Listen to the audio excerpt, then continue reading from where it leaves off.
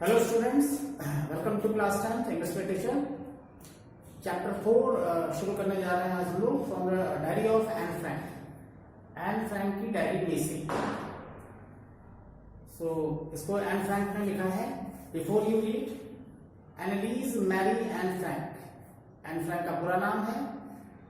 12 जून 1929 को इनका जन्म हुआ था और फेब या मार्च, क्योंकि क्लियर नहीं है, फेब या मार्च 1945 में इनका देहांत हुआ था। Was a German born Jewish girl. Germany में पैदा हुई ज्यूइश लड़की है, यानी यहूदी लड़की है। Who wrote while in hiding with her family and 4 friends in Amsterdam during the German occupation of the Netherlands in World War 2।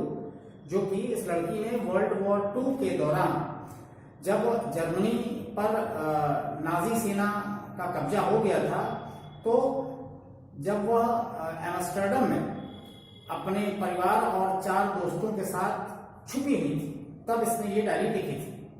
Her family had move to Amsterdam after Nazi gain power. जब नाजियों की शक्ति बढ़ गई तो उसका परिवार Amsterdam में मूव हो गया था in Germany, but were trapped, लेकिन वह फंस गई थी when the Nazi occupation extended into the Netherlands. जब नाजी का प्रभाव नीदरलैंड तक फैल गया था।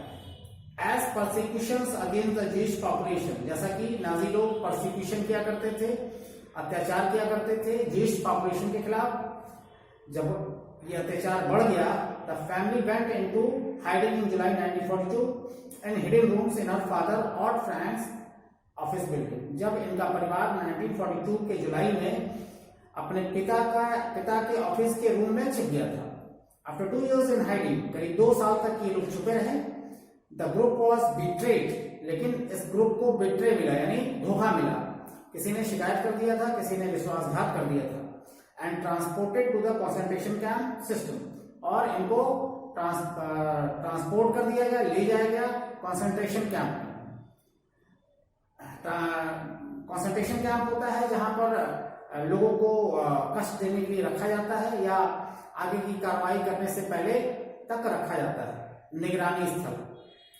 Where Anne died of typhus in Bergen Belsen, जहां पर बर्जन-बेल्सन नाम के कंसंट्रेशन कैंप में एन टाइफाइड से मर जाती है।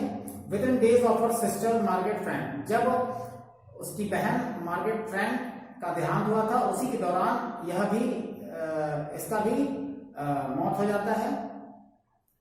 तो her father Otto the only survivor of the group, उसके पिता सिर्फ देखरेख करने वाले थे। रिटर्न टू एम्स्टर्डम आए आफ्टर द वॉर एंडेड, जब युद्ध समाप्त हो गया।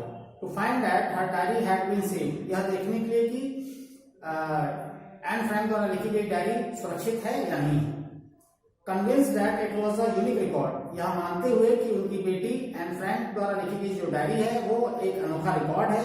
ही took action to have it published in English, तो उन्होंने कदम बढ़ाया कि वह उसके डायरी को इंग्लिश में छपवाएं। द नेम, और उस डायरी का नाम the diary of a young girl रखा गया।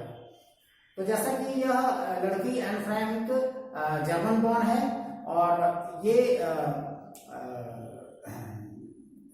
डच भाषा में इसने डायरी में लिखा था। एन फ्रैंक एक 13 साल की लड़की थी और इसकी बहन 16 साल की थी। 13 साल की उम्र में इसने डायरी लिखना शुरू कर दिया था। जर्मनी में पैदा यहूदी लड़की थी और डच भाषा में इसने लिखा था। बाद में इंग्लिश भाषा में ट्रांसलेट करके इसकी डायरी को छापा गया था। The diary was given to Anne Frank for her 13th birthday. इस डायरी को उसके पिता ने एन फ्रैंक के 13वें जन्मदिन पर गिफ्ट के रूप में दिया था। And chronicles the event of her life from 12 जून 1942, और इस डायरी में एन फ्रैंक के जीवन की बातें क्रम से लिखी गई थी, 12 जून 1942 से लेकर 1 अगस्त 1944 तक। तो इस डायरी में इतने समय की बातें मेंशन थी।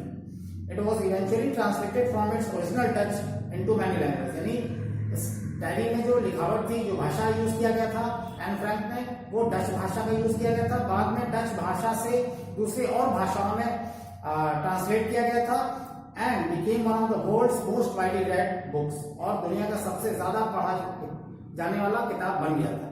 There have also been several film, इस डायरी पर जो है कई सारी फिल्में बनाई गई थी, टेलीविजन एपिसोड बनाए गए थे, थिएट्रिकल प्रोडक्शन, थिएटर में नाटक किए गए थे, एंड इवन ऑन ओपेरा, और नाटक भी स्टेज पर भी नाटक किया गया था बेस्ड ऑन द डायरी, जो इसी डायरी पर आधारित था, डायरी की कहानी पर आधारित था। Describe as the work of mature and insightful mind, और इस डायरी में एक परिपक्व, एक मैच्योर और इंसाइटफुल माइंड मीन्स व्यवहारिक सोच की चीजें इसके अंदर थी इस डायरी में। The diary provides N intimate examination of daily life, इस डायरी में रोजमर्रा के जीवन की अंतरंग बातें है ना थी अंडर नाजी ऑक्यूपेशन, जब नाजियों ने कब्जा कर रखा था, उस दौरान कैसे रहना था, कैसे रह रहे थे, कैसे जीवन चल रहा था, वो तमाम बातें एन फ्रैंक ने अपनी डायरी में मेंशन किया था। Anne Frank has become one of the most renowned, Anne Frank बन गई थी सबसे ज्यादा फेमस, जानी जाने वाली, एंड डिस्कस, और इनके बारे में बात किया जाता था of the Holocaust victim. Holocaust कौन होता है? जो अत्याचार का शिकार हो, है ना, अत्याचार जिसके ऊपर किया जाए, और विक्टिम मतलब शिकार, तो अत्याचार का शिकार के लोगों में से सबसे ज्यादा प्रसिद्ध बात किए जाने वाली ये लड़की थी। उसके बाद स्टूडेंट्स, ये एक्टिविटी है, एक्टिविटी आपको खुद से करनी है, इस बारे में बाद में बात करेंगे। अब चैप्टर यहां से शुरू करते हैं। तो एक 13 साल की लड़की द्वारा लिखी गई डायरी की कहानी है, ये बहुत ही फेमस है, और खास करके ये फेमस इसलिए है क्योंकि एन फ्रैंक ने 13 साल की उम्र में यह डायरी तब लिखा था जब वर्ल्ड वॉर सेकंड चल रहा था। वर्ल्ड वॉर सेकंड कब से शुरू हुआ था? 1939 से 1945 के बीच, और उस दौरान किस तरह से छुपते छुपाते नाजी सेनाओं से किस कदर हाइड होकर जो डायरी लिखा था, और डर के दौरान ये डायरी लिखा था, इसी कारण से ये वर्ल्ड में बहुत फेमस हो गया था। Writing in a diary is a real exchange experience for someone like me, तो डायरी में लिखना किसी के लिए, मुझ जैसे के लिए एक अजीब सा तजुर्बा होगा। Not only because I have never written anything before, सिर्फ इसलिए नहीं क्योंकि मैंने डायरी से पहले नहीं लिखा, but also because it seems to me that later on neither I nor anyone else will be interested in the music of the 13 years old school girl, और इसलिए भी क्योंकि ऐसा लगता है कि बाद में ना तो मैं और ना ही कोई और इस डायरी में लिखी चीज को, एक 13 साल की लड़की द्वारा लिखी गई बातों को कोई भी पढ़ना पसंद करेगा। ओ वेल, इट डजंट मैटर, कोई बात नहीं, इससे कोई फर्क नहीं पड़ता है। आई फील लाइक राइटिंग, मुझे लिखने का मन करता है, and I have an even greater need to get all kind of things off my chest, और मुझे जरूरत है कि मैं ढेर सारी चीजें अपने दिल की बात इस डायरी में लिखूं। Paper has more patience than people, अब देखिए इस लाइन को ध्यान रखिए, बोर्ड में पूछा जाता है कि paper has more patience than people, लोगों से भी ज्यादा पेशेंस यानी धैर्य पेपर के पास होता है। I thought of this saying on one of those days when I was feeling a little depressed, मैंने सोचा यह करना उन दिनों जब मैं थोड़ा सा डिप्रेस फील कर रही थी, यानी मैंने डायरी लिखने को सोची तब जब मैं डिप्रेस फील कर रही थी, दुखी महसूस कर रही थी। I was sitting at home with my chest chin in my hand, और मैं अपने रूम में, अपने घर पर, घर के रूम में बैठी हुई थी, अपने हाथों को चिन में डालकर, ऐसे चिन जो होता है चिन के पास ऐसे रखकर, और सोच की मुद्रा में मैं बैठी हुई थी।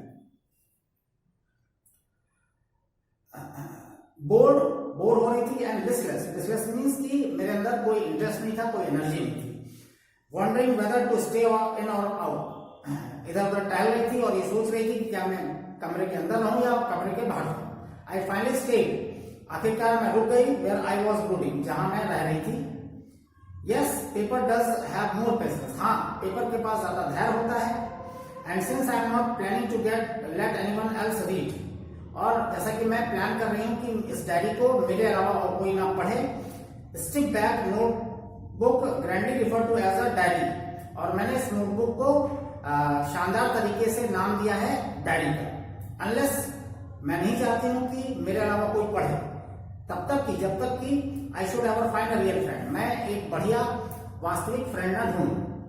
It probably won't make a bit of difference, और अगर जब मैं एक अच्छी दोस्त ढूंढ लेती हूँ और वह मेरी डायरी को पढ़ेगी तो इस बात से कोई फर्क नहीं पड़ेगा, लेकिन कोई और पढ़ लेगा तो बहुत फर्क पड़ेगा। Now I am back to the point, अब मैं वापस आती हूँ अपने पॉइंट पर। That that prompted me to keep a diary, कि किस चीज ने मुझे प्रेरित किया, बाध्य किया, जिसकी वजह से मैंने डायरी लिखना शुरू कर दिया।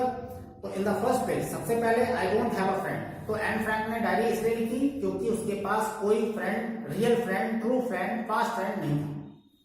Late me put in more clearly, चलो मुझे ज्यादा स्पष्ट करने दो। Since no one will believe, जैसा कि कोई भी विश्वास नहीं करेगा, that a 13 years old girl is completely alone in the world, कि एक 13 साल की लड़की इस दुनिया में पूरी तरह से अकेली है।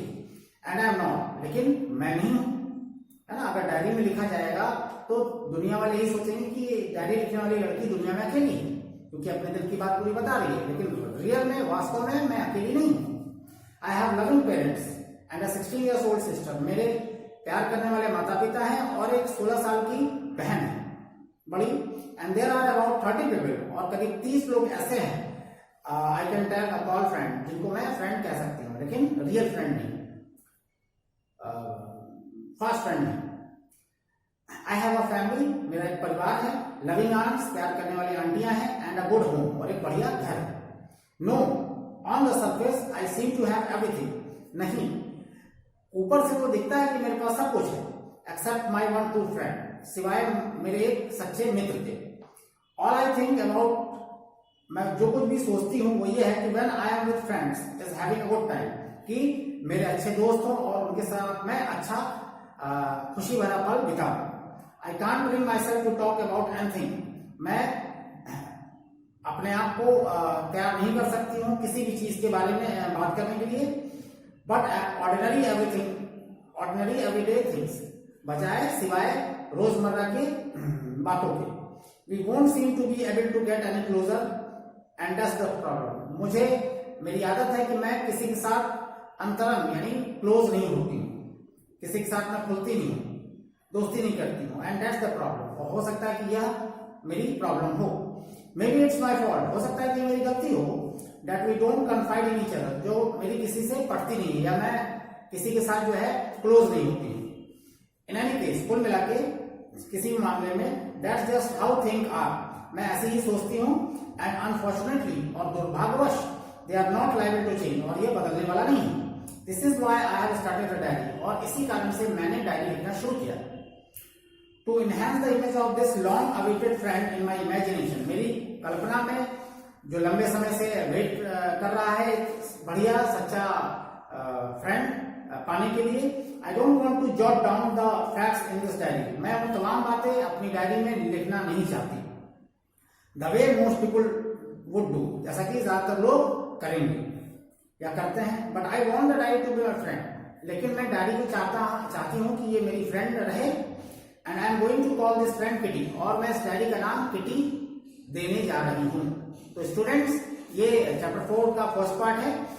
आगे मैं आपको इसके बाद के वीडियो में कंटिन्यू करूंगा। Okay, thank you.